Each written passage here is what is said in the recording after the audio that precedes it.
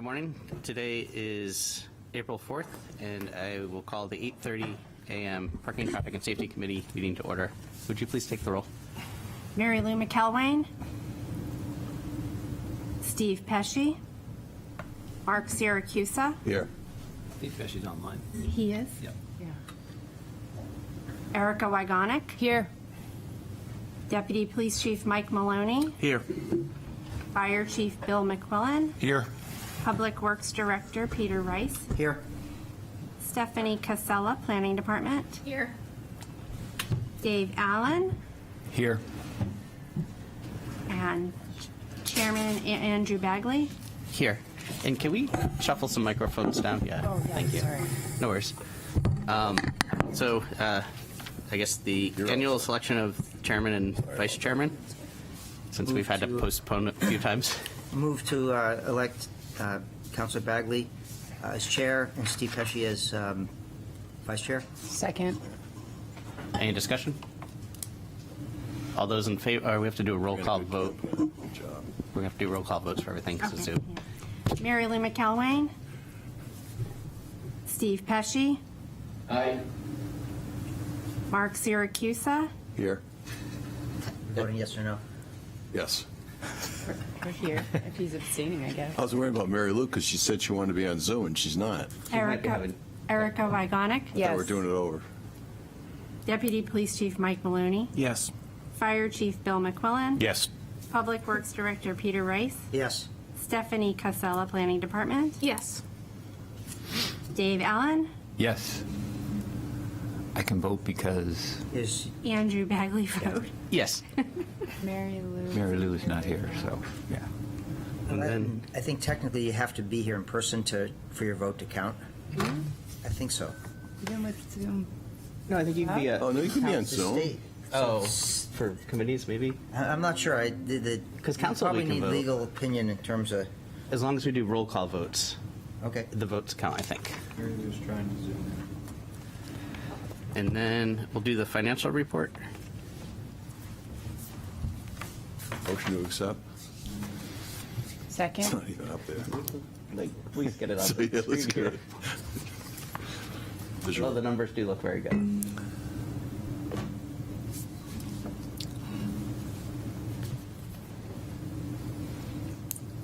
Is there a second to Mark's motion? I did. Oh. So, any questions or discussion? All those, roll call vote, please. Mary Lou McElwain. Steve Pesci. Yes. Mark Siracusa. Yes. Erica Wygonick. Yes. Deputy Police Chief Mike Maloney. Yes. Fire Chief Bill McQuillan. Yes. Public Works Director Peter Rice. Yes. Stephanie Casella, Planning Department. Yes. Dave Allen. Yes. Chairman Andrew Bagley. Yes. And now we'll move on to public comment. We have a few people in the audience that we'll go to first, and then we'll jump to the people on Zoom. So raise your virtual hand if you're on Zoom, and we'll Okay. call you when your time is up. Jonathan Sandberg. Oh, no, we're going Oh, to we're go gonna do- sorry. audience first. If anybody in the audience wants to speak. Here. Yep, just to one of the microphones. Thank you. And your name and address. And Certainly. Good morning. My name is Bill Davis. I live at 339 Bartlett Street. I'm here to speak in favor of the raised table intersection at Bartlett and Thornton. And I'm at the last house on Thornton prior to the intersection, and I've watched it now for 8 years, and I am disappointed that the roundabout didn't go, but it didn't. In a perfect world, motorists would adhere to motor regulations, we wouldn't have this conversation. But unfortunately, some of them are not, and which is why I do not favor the stop sign situation, because it relies upon adherence to motor vehicle rules, which people aren't doing already, which is why we have a problem. So with the raised intersection, we would have a 100% solution, because you would have to follow it. And that's why I think it has a better chance at being effective than the current situation, which, and then secondly and lastly, the role of Bartlett Street, it's a major thoroughfare through the city. So the goal of Bartlett is to move people in and out of the city efficiently and safely.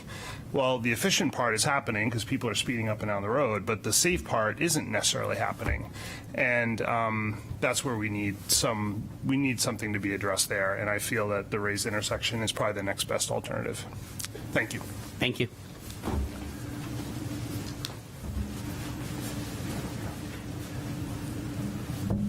Good morning, committee members, Mr. Chairman, Justin Richardson, 586 Woodbury Avenue. I'm here to support the city taking action on implementing the traffic safety measures on Woodbury Avenue. Those are really needed. We had 14 meetings during a 2-year plus process.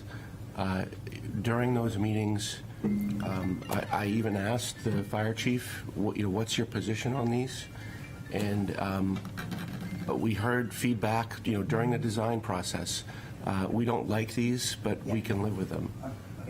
It's been killed now, and the residents are really, we're back at square one, and I don't know if we can get people to come to another 14 meetings. So I'd really like us to find a way to do something. We probably missed this construction season. I'm hoping no one gets hurt, but the speeds are crazy there, and something really needs to be done because we all want to work with the fire department.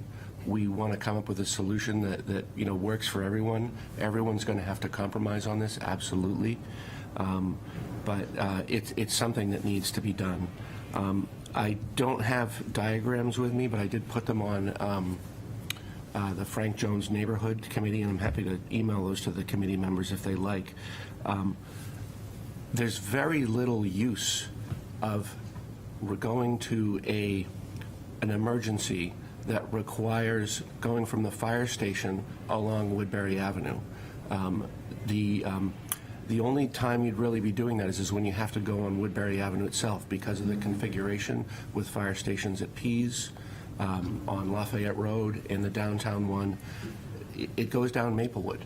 And it's only coming back where someone, if you say we're at Market Basket or somewhere along the Woodbury commercial section, that you actually have to come down Woodbury Avenue to get to the hospital. I've done some calculations on that 0.9 mile stretch, the whole length from Market Basket to the traffic circle, decreasing the speeds by 8 miles per hour adds 23 seconds in travel time. Obviously, we don't want to do anything to increase travel times of emergency responders, but there has to be a workable solution. It's not a major risk or a major change, and reducing the speeds is going to really help public safety because we have bikers, we have kids crossing the street where there's no crosswalks right in front of my house. I don't know about the other ones. But this is a really important thing, and the residents really would like this committee to come up with a way to make this a successful project as best as we can for everyone concerned. Okay. Thank you, Justin. And then we'll move to the Zoom attendees. First up, Jonathan Sandberg. Hi, my name is Jonathan Sandberg. I live at 160 Bartlett Street. I've lived here for the last 14 years, and I concur with my neighbor, Bill, who already said it, that the speeds on Bartlett Street are unacceptable. It's unsafe. If signs and compliance and enforcement were successful in getting people to drive safely, we wouldn't have a problem anywhere in the city because we have excellent police who are doing a good job of monitoring where they can, and there's been plenty of enforcement. There's often a cruiser at Thornton monitoring that intersection, and nonetheless, there's still quite a few cars that cruise through that intersection without slowing down, without slowing down very much, and it's not safe as it is. The only way that you're going to effectively create safe driving conditions is through better road design. Road designs a road that's designed for safety and not speed. Of course, it's a minor arterial road, and we expect high volumes of cars, but that doesn't mean they can't travel at a safer speed, and that's more respectful for the neighborhood. And so I hope that you will approve a raised intersection at Thornton and Bartlett. Maybe if it can continue to be, or it can be put back as a four-way stop, that doesn't matter to me. What matters is that there's a physical element that forces vehicles to slow down, and that's what I hope you'll approve at this meeting. So thank you. Thank you, Jonathan. Next, Matt Glenn. Yes, good morning. Happy spring. Matt Glenn at 34 Harrison, and I'm currently serving as president of Seacoast Area Bicycle Riders. So I wanted to speak in support of traffic calming on Woodbury Avenue. We've been following this closely as many bicyclists use Woodbury. We've attended many of the meetings. I was sitting in on that New Franklin School meeting where I heard many residents of Woodbury speak in support of the speed cushion plan.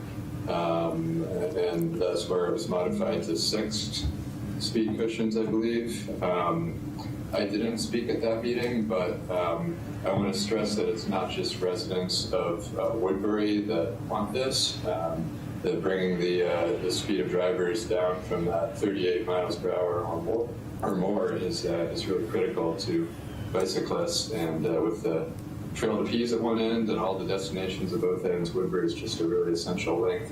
I don't think you're going to find space for a separated path or for bike lanes as you really should have with speeds like that, but the next best thing is to bring that speed down. I think the speed cushions do that very effectively. My frustration is not with this group, which did vote to move that plan forward, but rather with the council. So I would suggest that you make some small modifications, but send something back substantially similar, and we could work to convince the city council to move forward on this. Thank you. Thank you, Matt. Martin Ryan.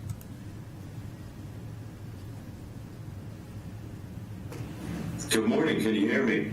Yes. Loud and clear. Good morning. Martin Ryan, 221 Woodbury Avenue. I say, given the current project underway at Bartlett, we're very excited and we appreciate what the city is doing to make our neighborhood more pedestrian friendly. But we got to finish the job. Right now, currently as the contract shows, we only have a 4-way stop sign at Thornton and Bartlett. And that's not going to be good enough. We've had that, and I've experienced that since I've lived here in 1996, moved here in 96.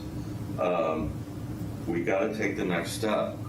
So I want to urge you to install the raised intersection.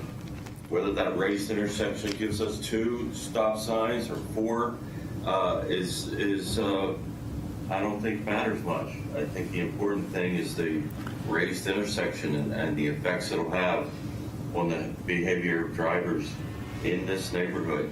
So please, I urge you, let's not just put the same solution back in. Let's take that extra step and make a real difference for the neighborhood. I also want to echo the support of the Woodbury traffic calming measures, and I'm shocked that they got as far as they did and didn't go forward with the city council. Let's try again. I appreciate your efforts to make traffic calming on Woodbury Avenue, so I do support that as well. So thank you very much. Looking forward to the construction coming this spring. Thank you. Thank you, Martin. Next up, Teresa Hill.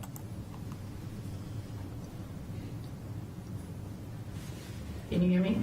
Yes, we can. Okay.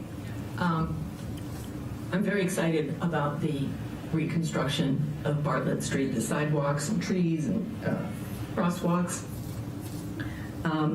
The choice that the committee has today, as I understand it, is either keeping the 4-way stop signs or removing the 2 stop signs on Bartlett and putting in a raised table. The intersection is being narrowed with the wider sidewalks and curbing on the corners where it doesn't exist now, as well as crosswalks and other work further down on Bartlett. I'm sorry, I live at 340 Thornton Street, right at the intersection of Bartlett. The stop signs are not 100% efficient, of course, but drivers do look when they get to the intersection. And when the 2 stop signs are gone, they will no longer look. I moved here in 1995 when there were only 2 stop signs, and the only concern of drivers coming up Bartlett was how quickly they could turn onto Thornton. We're not looking for pedestrians. My children were not allowed to play on the Bartlett side of the house. It was a very different set of circumstances. We've been told over and over that the stop signs are not appropriate because of the different volumes on Bartlett and Thornton, but I don't see that they are any different than the 2 stop signs that I stop on almost every day on Dennett Street, which are 4 side streets that have much less traffic. I have a question. I know at the meetings we were told that both of the configurations were in the bid package. So both the 2-way stops with the raised table and the 4-way stops. And I'm curious what the difference is in the cost of the contract for those 2. And ask why we spend money on a solution, the raised table and 2-way stops, that may not work when we haven't completed the other work on the street.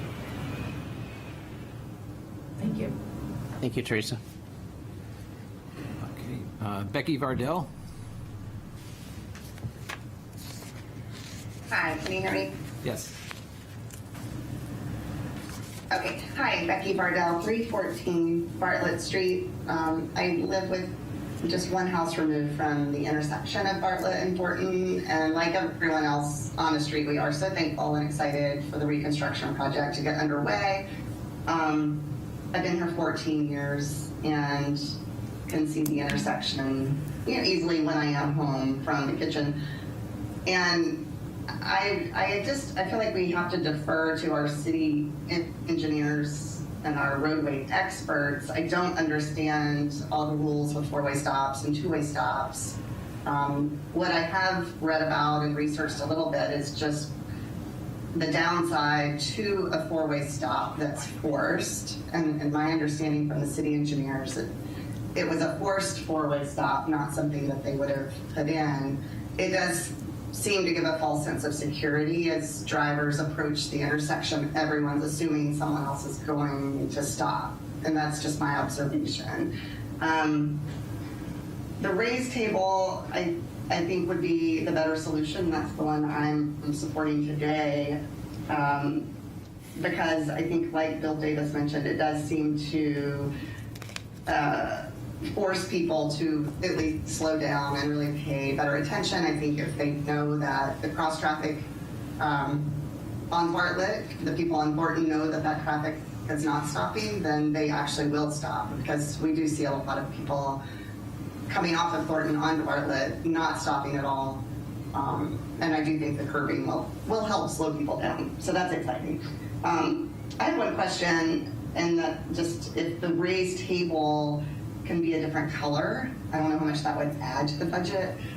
What I observe on Maplewood, which I drive frequently, is that those raised tables being the same color as the road, they are harder to see even with the striped paint, which fades. The signage, I don't think people pay that much attention to. That's just a question. I don't know if they can be a different color, like a faux brick or something. But yeah, so, and also just how do we educate drivers? If it does transition to a 2-way stop, people have been used to that 4-way stop for so long that to me is just, educating them with signage or how to do that. That's all. Thank you so much. Thank you, Becky. Annie Pubo?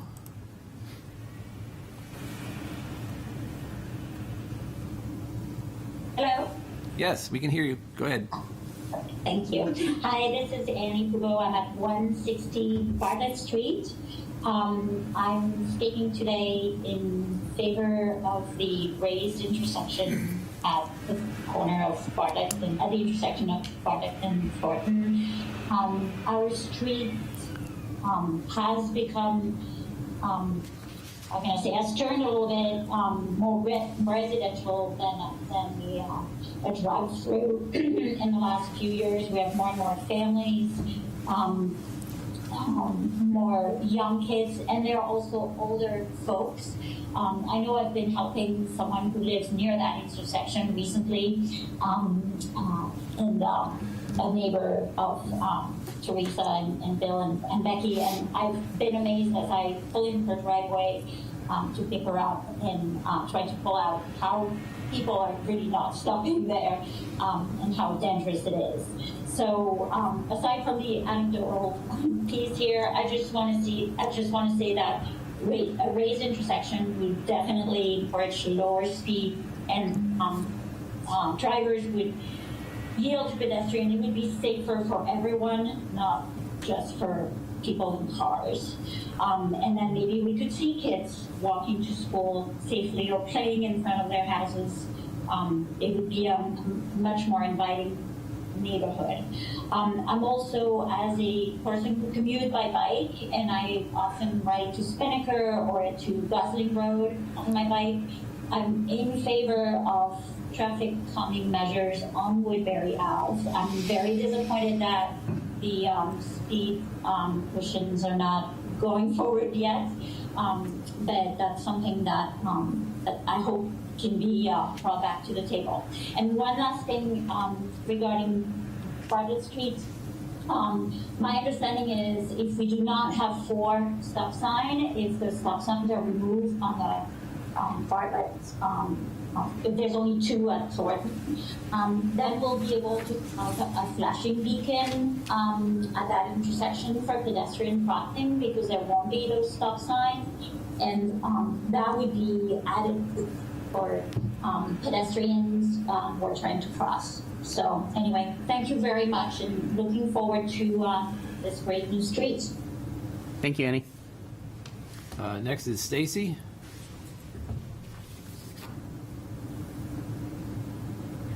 Morning. Can you hear me okay? Yes, we can. Yes, we can. Okay, thank you. Stacy Schmidt, 690 Woodbury Avenue. We've had enormous amounts of time, effort, money that have gone into the traffic calming measures for Woodbury Avenue. I think it's very important that we find a way to work together, compromise with the fire department, address their concerns, but in a way that accomplishes and improves the safety of our residents, motorists, and can also meet the department's mission statement of providing life safety to our residents. Thank you. Thank you. Do we have any more? That's all the raised. Okay, I'll close the public comment, and we'll move on to new business. Request for a 15-minute parking space on Hanover Street at Vaughn Mall by business owner, and the sample motion would be to move to refer to staff evaluating of existing 15-minute spaces in the area and report back with recommendations. So moved. So, second. And I'll just speak briefly to this. There are 4 15-minute spaces kind of in the immediate area, 2 down by Bank Prov and 2 in the Worth lot. And the thought would be, does it make sense to keep them in this current configuration, or to reallocate one of those 4 spaces closer to the businesses that are requesting? And I think that's what staff's going to look at with their camera system, or however you guys do that. Yes. All right. Any further discussion? If I could just point out, I have the aerial photo up here on the sheet. So this is the area where the space is being requested. And these are the existing 2 15-minute spaces in the Worth lot, and the 2 over here on Hanover Street. And so there are some spaces in the area already for 15s. And one item to point out here, as far as usage of parking spaces, if you notice, the Worth lot pretty much all filled up in here. On street, pretty much all filled up. The only spaces you really see available are the 15-minute spaces. So that goes to show you how there's a lot of youth demand for long-term parking, but not as much for 15 minutes. So that's one of the things we'll be looking for in our Report back. evaluation. Okay, excellent. All right, could we have a roll call vote on that? Mary Lou McElwain. Steve Pesci. Yes. Mark Siracusa. Yes. Erica Wygonick. Yes. Deputy Police Chief Mike Maloney. Yes. Fire Chief Bill McQuillan. Yes. Public Works Director Peter Rice. Yes. Stephanie Casella, Planning Department. Yes. Dave Allen. Yes. Chairman Andrew Bagley. Yes. Okay, old business, Woodbury Avenue, discussion on the alternative traffic calming measures. Do you have a presentation, Eric, or just any ideas No, to it's pick out? just some thoughts and discussion about, where how we've gotten to this point. So, we've collected data on Woodbury Ave for many years, and we've seen speeds in the range of, in the low 30s, 30, 35 miles an hour. The speed limit's posted at 25. The characteristics of this road is why you get the speeds in this type of the range. It's a nice wide road, nice and straight. It's formerly Route 4 before the turnpike was built. It's designed to accommodate this type of traffic at that type of speed. The accidents we're seeing on the road are not high. The accident rate is actually below the statewide average for roadways. So it's not a safety problem in this fact that there's a lot of accidents happening. It's just that there is, it's become a residential street over the years, and people would prefer traffic through their neighborhood not to be going at the speeds they are. So it is a major arterial route through the city. It's one of only 3 streets. You have Market Street Extension, you have the Turnpike, and you have Woodbury Ave that connect major parts of the city. So it carries a lot of traffic, and it's a critical link between sections of the city. That's why typically roadways like this do not see physical traffic calming measures. And we've tried to come up with something that would calm the speeds. We've suggested roundabouts in the past.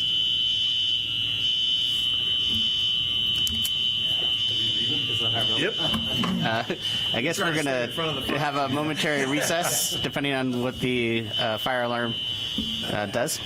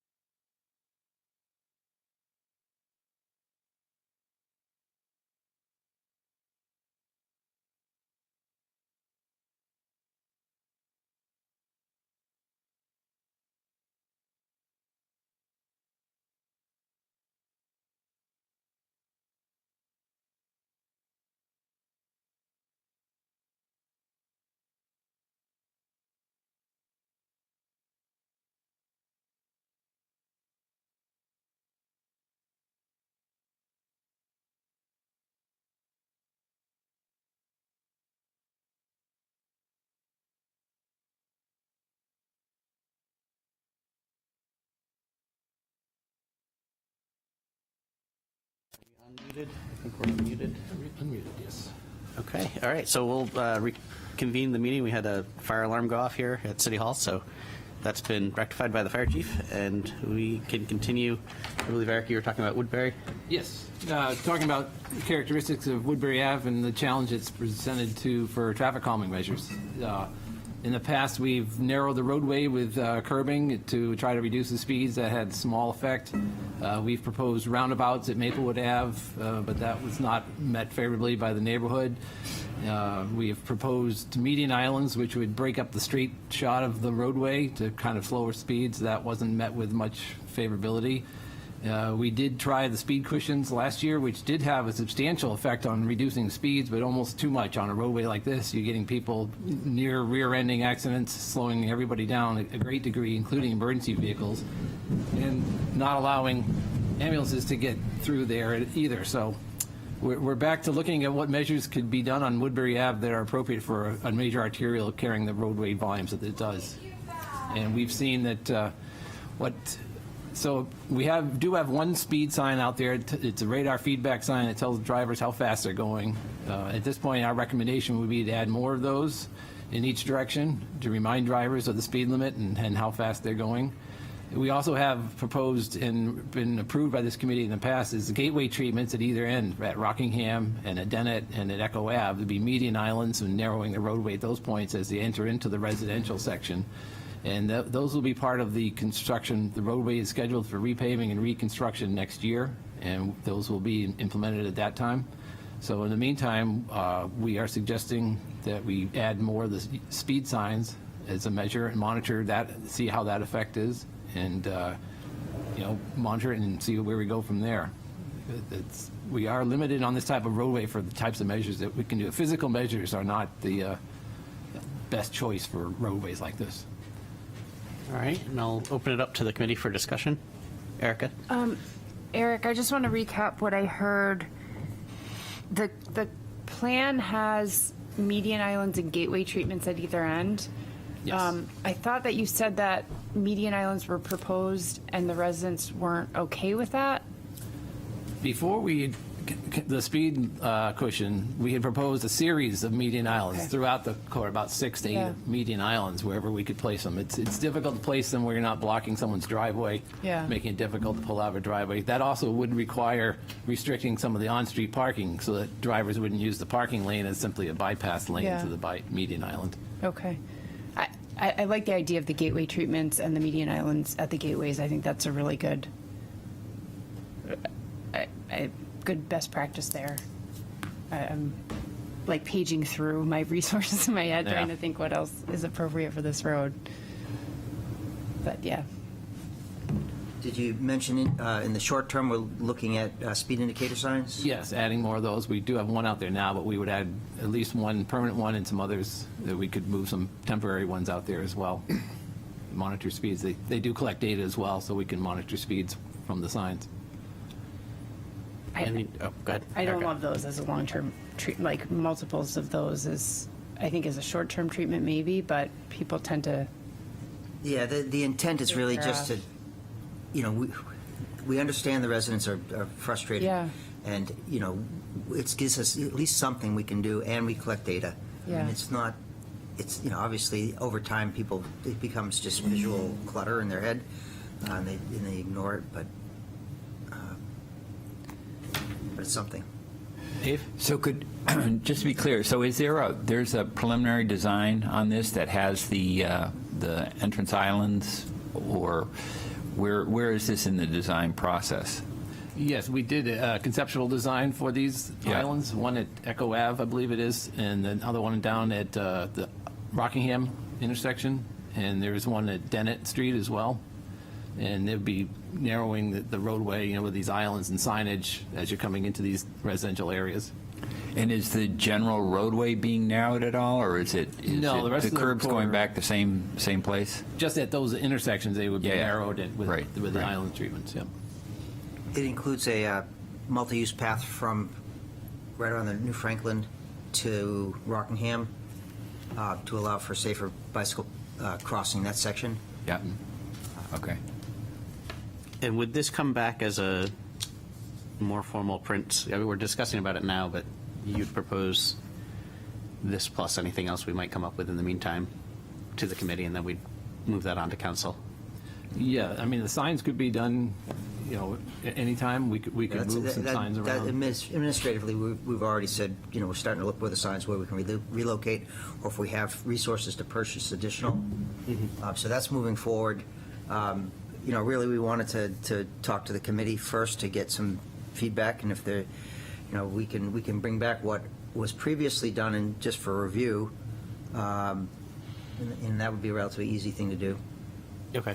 And then just for clarity, because I know a lot of people are watching this, the fire department, as I understood it, was against any traffic calming measures with the exception of, were they cushions or pillows? Which ones did we test? That's what we tried, and they didn't work well. The ambulance doesn't, the wheelbase isn't wide enough to get through those gaps. Right. So the reason those were tried was because they had gaps for the wheels. And when we tried them, they didn't really work as we had hoped. So the emergency vehicles still had to navigate the traffic calming measures. And then I talked to a couple of counselors, and they said that, they weren't really in support of what we had proposed as a committee to the council. So I didn't think that it would pass at the council, and rather than have it outright rejected and then we don't do anything, I thought it'd be better to bring it back to this committee and see if we could find as good a solution as we can that would also ultimately be approved by the council as a whole.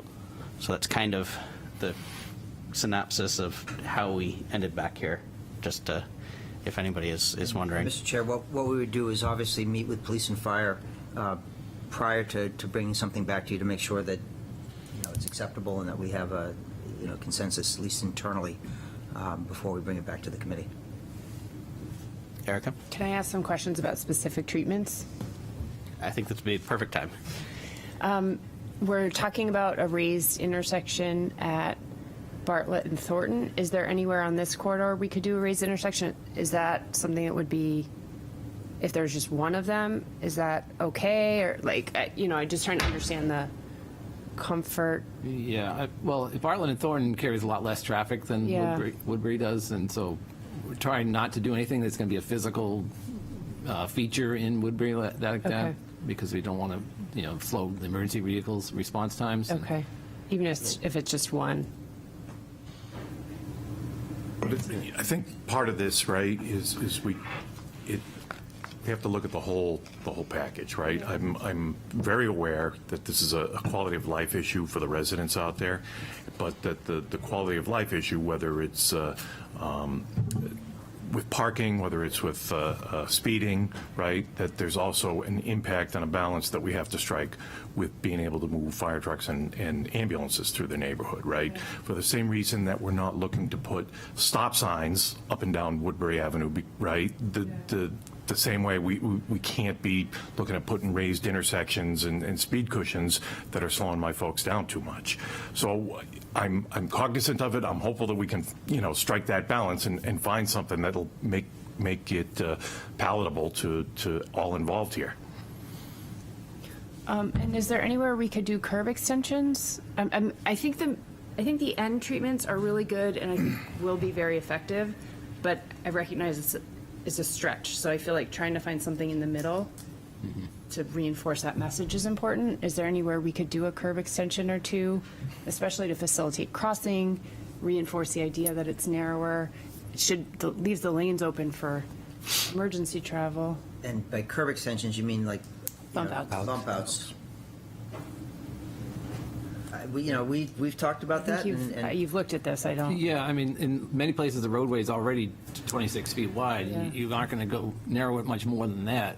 And the problem is it's just done with curbing. If you had something, big trees or some physical feature that made you really feel narrowed down, that could help. But it's tough to make something like that you don't want to have something that's going to cause crashes either. Right. Yeah, I think landscaping is a good idea to the extent we can incorporate it.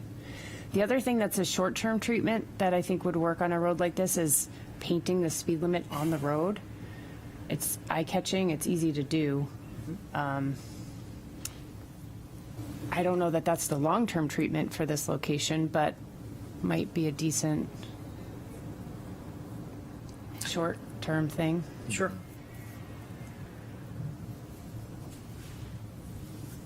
Any other discussion? Sorry. I know we've all been trying to think of anything we could come that strikes that balance. And Yeah, Mr. Chair, I think what we'll do is, we'll look at painting treatments, if there's things, there are ideas out there in addition to the speed. Look at the possibility of, whether a single raised intersection would be acceptable or workable. And then we'll see what other options are out there. And, it's really difficult because, it's what one person likes and another hates, and then, we just go circling around and around and around on. So, but I think, we understand the importance of this to the neighborhood. We are not ignoring this, and, we are putting time into this and trying to, it's a priority. So we will continue to do that. all right, and I guess we don't have a motion. We're just going to keep moving forward with this one. And then, so moving on to item B under old business, Bartlett Street and Thornton Street intersection, request for approval of raised intersections as part of the Bartlett Street reconstruction by DPW. And the sample motion is move to approve construction of a raised intersection at Bartlett Street and Thornton Street and the removal of stop signs on Bartlett Street at the intersection as part of the Bartlett Street reconstruction project. So moved. Second. I'll open this up to discussion. Erica? I think a raised intersection is a great idea. I think that there's a lot of input around having 4 stop signs versus 2 stop signs. Stop signs are pretty easy to change, so I think it's fine to proceed with 2 stop signs, and we can monitor it and see if there's an issue. And if there's an issue, then we could go think about adding up the other 2 back. But I think the raised intersection will work well. So we probably won't need them, but they're easy enough to add later, I think, if. There was a number of questions from the general public, and yes, I don't know if I don't have the cost differential for the raised intersection.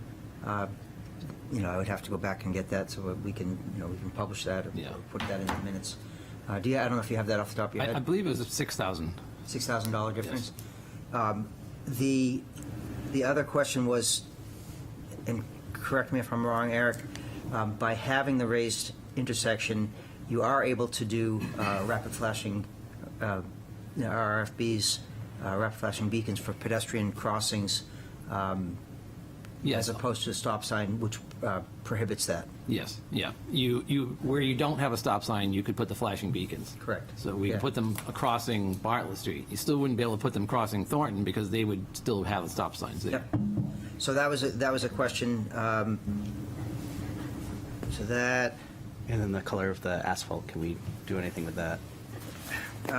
Is it stripes? White stripes? I mean, we can look at the painting of it, but we wouldn't paint the entire area. That would just be a maintenance issue, and it's not a typical treatment. Yeah, you can get slippery under conditions like today, or for pedestrians crossing as well. But and you don't want something. It wouldn't look good as it starts to wear out. But maybe some textured treatment is possible. Something. Yeah, but at this point, it's not. It would be a change order. Yeah. In the contract, and the texture treatments on asphalt don't hold up. We saw examples of it in Kittery. We did it here in town, and it wears down really quick, and there's no benefit to it. Okay. All right. And Steve has his hand. Oh, yes. Go ahead, Steve.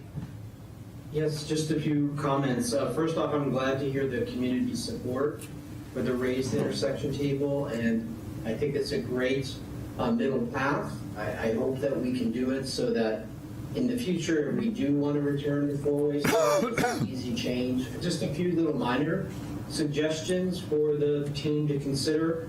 I noticed you used parallel lines instead of continental striping on the crosswalks of Thornton. I'm a big fan of using the continental stripes on all quadrants on this kind of an intersection, so I just want you to consider that. On the W11-2, the PED signs, I think it's fantastic that we have the ability to add potentially RRFBs there. And again, I know that it's a budget consideration, but if we're in the mode of trying to do it right, let's do it. And then finally, two other little paint things. I'm wondering if STOP would be helpful on the Thornton Street approaches at the stop bar. And the speed bump sign, 17-1, the advance.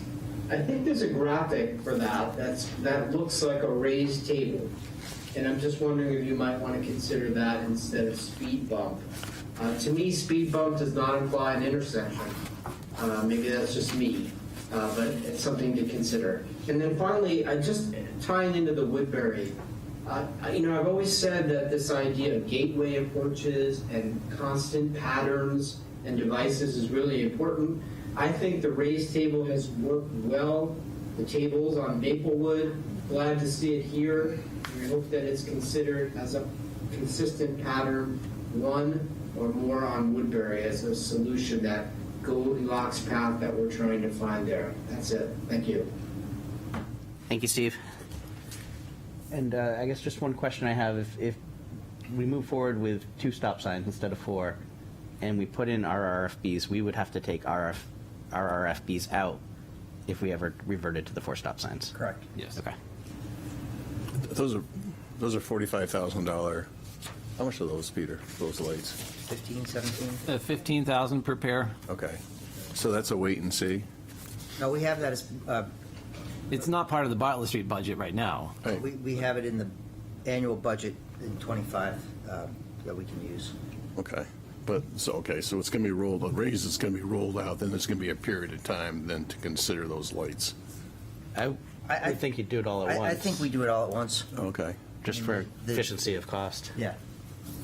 I think that would be a great idea to do it. And again, patterning a well thought out project for the public. Dave? And just a quick scan of the plans. Do we also have a table at between Pine and Meredith on this as proposed, or was that an old set of plans? No, there is a raised feature there, but it's a raised crosswalk. Okay. Yeah. Where the existing crosswalk is now approximately. Okay. There'd be a bump out as well with the raised crosswalk. Okay. And just for clarity, if we did the RRFB, we'd just do it at one of the 2 Probably. acceptable, or would you do it at both? Probably, I don't know. We'd have to see. I mean, when you put them in that close to each other, They almost block each other. if you- Yeah, and you see one flashing and not the other. What you probably do is like Miller and Lincoln. You hit the button at one and it flashes all 4. Yeah. Okay. So. All right. Well, I think this will be generally better received than the mini roundabout was as a community as a whole. So if we could have a roll call vote, please. Mary Lou McElwain. Steve Pesci. Aye. Mark Siracusa. Yes. Erica Wygonick. Yes. Deputy Police Chief Mike Maloney. Yes. Fire Chief Bill McQuillan. Yes. Public Works Director Peter Rice. Yes. Stephanie Casella, Planning Department. Yes. David Allen. Yes. Chairman Andrew Bagley. Yes. And moving on to the police monthly accident report. Thank you, Mr. Chairman. In the month of February, we had a total of 67 total crashes, 30 of which were reportable. And year-to-date, no accidents involving pedestrians or bicyclists. Great. And B, construction projects update. I'm guessing this is you, Director Rice? No, Eric. Well, yep, I could bring this up. We have another spreadsheet. Let's see. So we are just about to head into construction season for a lot of projects. Looking at this is a weekly chart here. We have Islington Street Phase 2, which will be starting up next week. That's going from Dover Street to Middle Street, the last remaining sections of Islington Street. So we'll see, that'll get going. Corporate Drive out at Pease will be reconstructed, and that will be starting up next week as well. And there'll be 3 different sections there and detours for each section, so that'll be going out throughout the summer. Bartlett Street, as we've been talking about, will begin next week. The first section will be between Kate Street and Clinton Street, and that will have to be shut down entirely in that area because of the narrow width of the roadway and where the work is occurring, so there will be detours in place for that. Sidewalk projects out in Panaway Manor will reconvene, this phase 2 of that. The Union Street project, that will be finishing up this year as well. Sagamore Street sewer work will begin in a few weeks. And that's finishing up that work that began last year. Willard Ave is another major project. That's not on a major street, but it's in the neighborhood. A lot of disruption there for Willard Ave neighborhood. Skate Park will be finishing up that project and making it a complete project. There's still a parking lot that will be worked on to provide additional parking on site. Pierce Island Road, I think that's, Peter, you know that one more than I do, but I think that's raising the road up, elevating it. Yep. For tidal, to minimize tidal inundation. Marjorie Street Pump Station, again, that's work I'm not familiar with myself. That's a new pump station at the end of Marjorie Street. Okay. And the fuel station, that's at the DPW. That's where, all city vehicles get refueled. We're putting in new tanks there, so those will be out of commission for a couple months. I think that's most of it. A lot of construction projects. Yes. This is city, but there's also private, all that development going on. Oh, yes. Yeah. You don't have a chart on that, do you? They're ongoing. We'd be here for a while. Yeah. And primarily, the biggest ones are going on Deer Street right now, Deer and Bridge Street around the Foundry Garage. And so we are having weekly meetings with those contractors to see what their needs are for the city streets.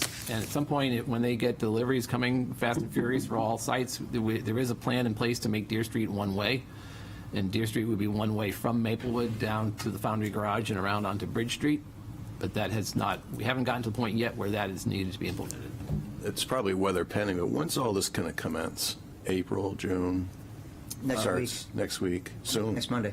Yeah. Yeah, next Okay. week is when- Armageddon. Okay, all right. And, so just the public awareness part that it's every summer. I think people know by now, they'll figure it out, but Yeah, and for the major projects that are affecting traffic at Islington, Bartlett, we'll have message boards out there letting people know that detours are coming, and then the signs are out in advance. The signs are already out at Pease for the corporate drive work. when does on-street dining start? May 1st, I believe it is. Yeah. May 1st, you start putting the bearers out, not May 1. All right. Do we have any miscellaneous items? Mr. Chairman, just Yes. one quick question, if I may, to Eric. Could you give us a status on the DOT rail trail project? So I was, Mr. Chair, I was going to speak to that.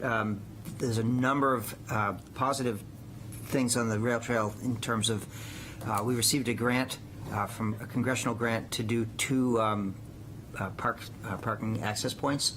So that's something that's going to be pretty exciting.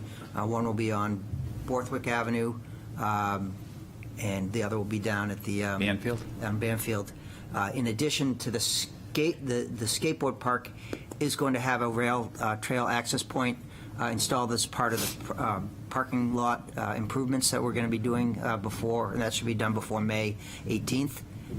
And then it's the specific opening date, and Dave Allen and volunteers installed mile markers every 10th of a mile, so that was a moving forward on that, as well as dog on leash signs and pick up after your dog, and we install the trash can on the BBC road access point, as well as there's trash cans down at the skate park for dog owners to be responsible and dispose of their dog's material in an appropriate way. Yeah, I did read that Fish and Game was actually enforcing that they had agents out along the Great Bog and were enforcing picking up after your dog and keeping your dog on leash. So. Huh? All right. I think the official opening is still October. Thank you. but- Yeah. Hunting season, yeah. All right. Any other miscellaneous items? Not seeing any. I will adjourn the meeting. Thank you, Portsmouth.